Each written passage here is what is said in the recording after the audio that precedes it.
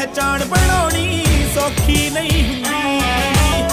ਉਹ ਕੋਕੇ ਦੁੱਧ ਤੇ ਮੱਖਣਾ ਮੱਖਣੀ ਚੌਖੀ ਨਹੀਂ ਹੁੰਦੀ। ਉਹ ਚੋਟੀ ਨਾ ਟਕਰਾ ਕੇ ਬੱਦਲੀ ਵਰਦੀ ਹੁੰਦੀ ਆ। ਤੁਣਕਾ ਤੁਣਕਾ ਤੁਣਕਾ ਤੁਣਕਾ ਕਰਕੇ ਗੁੱਡੀ ਚੜਦੀ ਹੁੰਦੀ ਆ।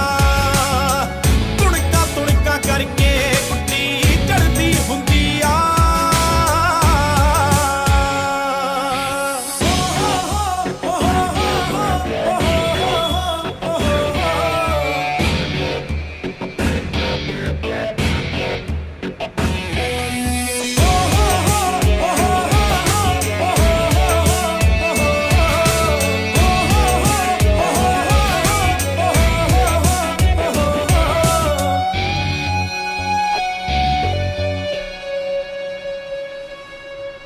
ਜ਼ਿੱਦਬਾਜ਼ੀ ਲਈ ਛੱਡੇ ਤਖਤ ਹਜ਼ਾਰੇ ਜਾਂਦੇ ਨੇ।